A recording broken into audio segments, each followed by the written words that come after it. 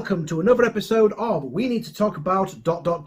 Once again, I am your humble host, the Big Daddy D, David Mabley, and I'm joined here by my good friend and fellow Doctor Who fan, Luke Murphy. Hello there, and I am Luke Murphy, still coming to you from the blank void that is the Mind Robber, episode 1. So for this third and final part of our Jon Pertwee Doctor Who trilogy, we're going to be taking a look at the Daemons, because we can't do a Doctor Who trilogy without looking at one story involving the Master.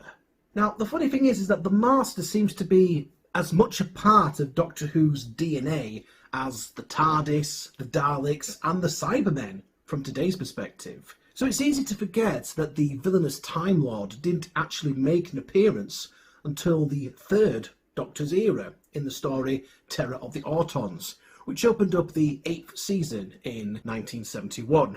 So yes, it took 8 seasons for the Master to make his first appearance.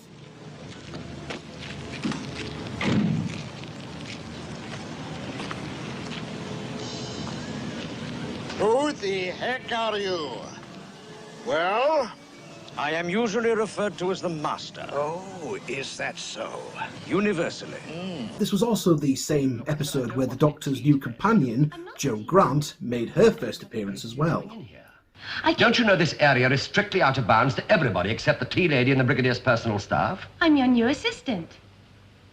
Oh, no. The first time that the Doctor had met one of his own people was the monk in the Meddling Monk back during William Hartnell's tenure on the programme.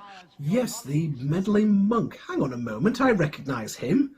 That's Peter Butterworth, the guy who played Brother Belcher in Carry On Up the Khyber. Are you telling me that Brother Belcher was a Time Lord? This Time Lord's going for some tiffin. Brother Belcher! Captain Keen. Patrick Troughton's second Doctor, he also encountered his fellow Time Lords at the end of his era in the War Games, which obviously, at the end of that story, that's what led to the Doctor being stranded on Earth in the first place. But anyway, the appearance of the Master would mean that this would be the first time that the Doctor would have another Time Lord as an arch rival to him, one that matched him for intellect, but used his knowledge for darker purposes, a mirror image of the Doctor. Something or someone that the Doctor himself could end up becoming if he cast aside his beliefs and his morality. When the character was created by Barry Letts and Terence Dicks, the idea was that the Master was to be a Moriarty-like figure from Sherlock Holmes, to be pitted against Jon Pertwee's dashing third Doctor. He's equal, but also his opposite, even going as far to say that the two of them actually used to be close friends at one point. In fact, you might almost say we were at school together. Masterfully played by Roger Delgado, no pun intended, the Master was an imposing figure in Doctor Who, a lethal yet highly sophisticated gentleman that was a master of disguise, an expert in controlling people's minds. I must obey. You will obey me. A superb swordsman, and, it turns out, a massive fan of children's television programmes.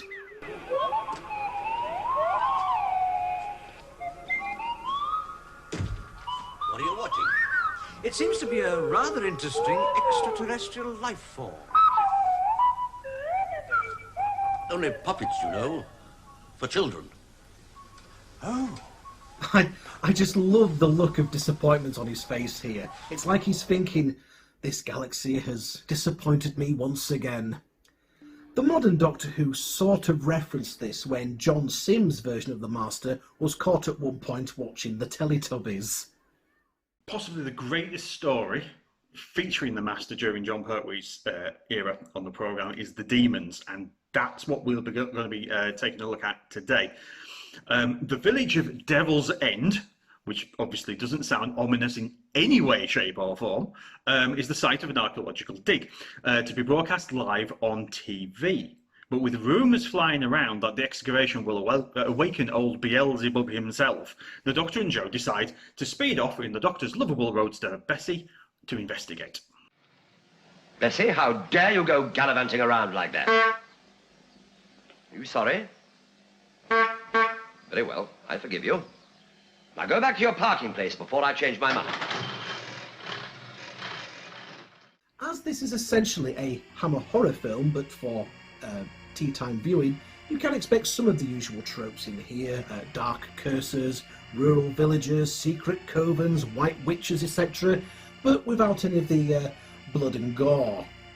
At the heart of it all is the Master, going around hypnotising villagers under the disguise of being the villagers' new vicar, whilst also leading a satanic ritual in the basement of the church. Of course, this being Doctor Who, there is a relatively simple scientific explanation for all of these paranormal and occult shenanigans. Oh, and it's a good one, by the way. It is a good one. It's not actually the devil himself that is involved in any of this at all. Oh, well, that's a relief. It's aliens.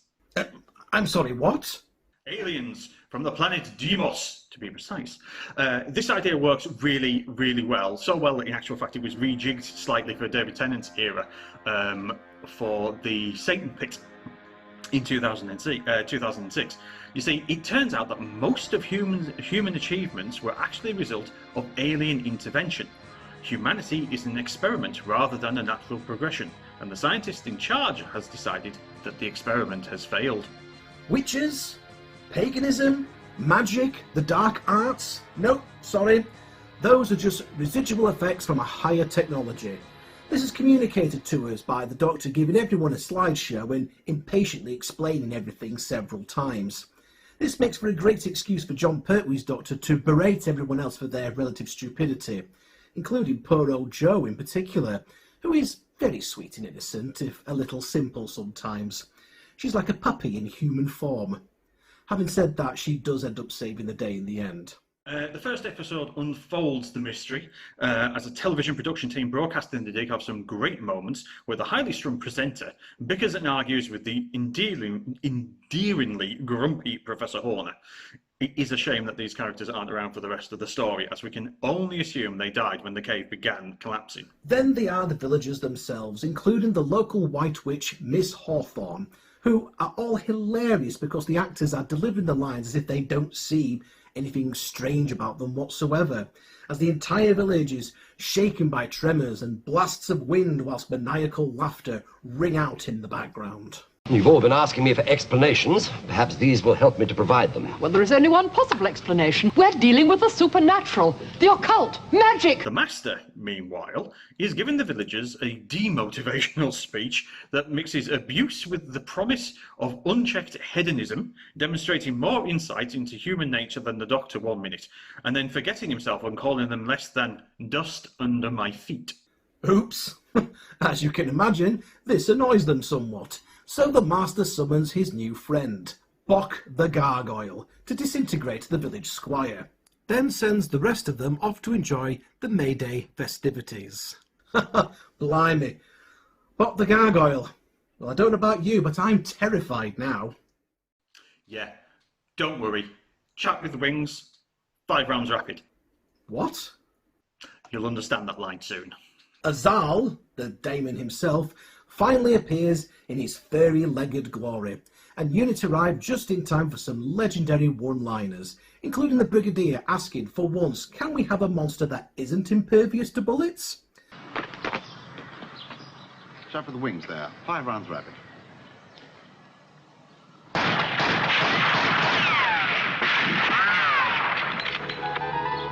And Jo managing to save the day by making a heroic gesture that Azal cannot comprehend. The storyline all ends on a high note, but not before we've seen mad villagers crying, "Burn him!" in unison, and the capturing of a supervillain is followed up with some Morris dancing, as you do. Yes, I can honestly say I'll never look at Morris dancers in the same way again. Fancy a dance? I'd rather have a pint. All right, fair enough. The Master had proven to be a very effective baddie in Doctor Who. However, the new character was used a little too much, perhaps, as the Master turned up as the main baddie in practically every story that season. It was soon realised that the character was becoming overexposed and so had to be used more sparingly in order to be more effective when he showed up next. The Master's appearances were reduced. He would only appear 3 more times over the next 2 years. However, that still wasn't seen as enough to freshen up a character that everyone was concerned was running out of steam. And plans were made to write out the Master from the series permanently. The character, however, was going to go full circle, renouncing his evil ways and eventually sacrificing himself in order to save that of the Doctor, his old friend. Then tragedy struck. Roger Delgado died in a car crash in Turkey in 1973. Any thought of using the Master again would be unthinkable after this. So the characters simply disappeared from Doctor Who.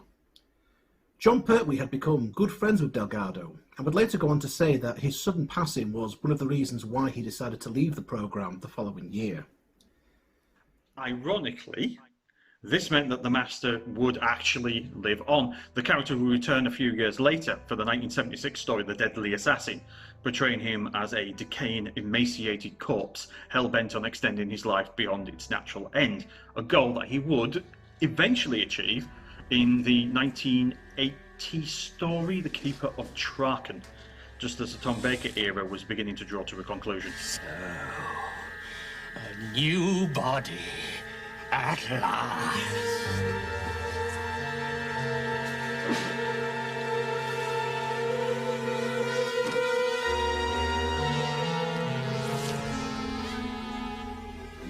New body at last. With Tom Baker's version of the Time Lord having been around for so long, there were concerns that audiences might stop watching after he left, so a number of familiar faces were brought back to reassure fans. One of these returning faces was the Master, and so Anthony Ainley was cast in the role of the regenerated evil nemesis of the Doctor. You are one of the most evil and corrupt beings this Time Lord race has ever produced. Your crimes are without number, and your villainy without end. Ainley was made up to look rather similar to Roger Delgado, although he would play the character slightly more pantomimey. And I don't mean that in a derogatory way, because his performance is actually really, really good.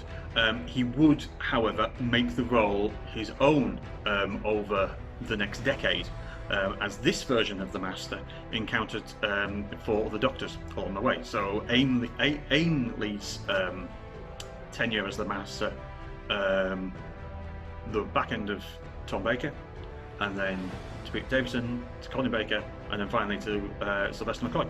And what about those shoulder pads he had? You could tell it was the 80s by this point. Joan Collins would have been proud of those.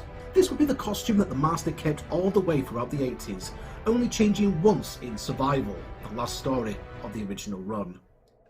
But anyway, we're going off on a separate tangent there, mate. We're going into Tom Baker.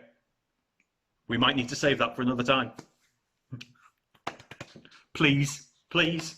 So, on to the DVD extras itself. Well, this is a 2-disc set, and the commentary features Christopher Barry, Katie Manning, Damaris Heyman, and Richard Franklin exchanging good-natured and positive memories of the shoot. It's great to hear them rightly championing their own era rather than be humbled by the new series sort of quality and bigger budget and CGI and what have you. And if you turn on the production subtitles, you'll also get a lot of informative and entertaining facts about the making of the episode, with everything from where the production team got hold of like the lore and some of the satanic rites that the Master uses to summon Azal, to something like the names and dates of the newspapers that make up Bert the Landlord's Morris dancing costume. Yeah, the making of documentary, The Devil Rides Out, is a really nicely tongue-in-cheek, rather gently informative documentary. The main drama of the shoot turned out was due to a large amount of location shooting and editing. But the talking heads supply a steady stream of pleasant anecdotes, including details of Jon Pertwee having a bit of a hissy fit at one point. We also get mute cine camera footage of the location recording, featuring Roger Delgado wandering around wearing shades and a small inquisitive child following Satan worshippers, you know, following around just to sort of see what happens. And it's a nice little nice little window of like times of yesteryear. It's very, very nice, very pleasant. Part 1 from the 1992 VHS. Colorization is provided, along with a clip of From Tomorrow's World, explaining the basics of the recolorization technique and announcing that the Demons will be repeated on BBC Two soon after a repeat of Happy Days, of all things. There we go. We also have the usual photo galleries, PDFs of the Radio Times listings for the Demons. However, best feature on the disc is Remembering Barry Letts, which is a biography of the former Doctor Who producer, director, writer and executive producer. A huge part of millions of people's childhoods, and this documentary is an essential snapshot of the man to whom all Doctor Who fans, me included, owe a great deal. So wherever you are, Barry, thank you very much.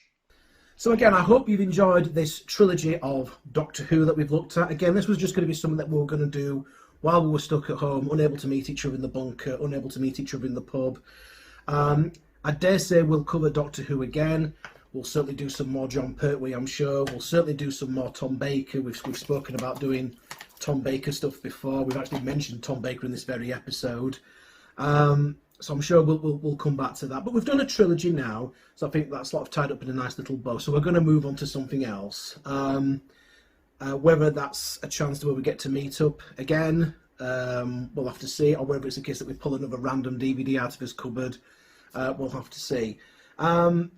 So if you do like this, if you have enjoyed this video, please leave a like and a comment, and share this video across all your various social media, in particular with any fans of classic Doctor Who, and we'll see you again next time.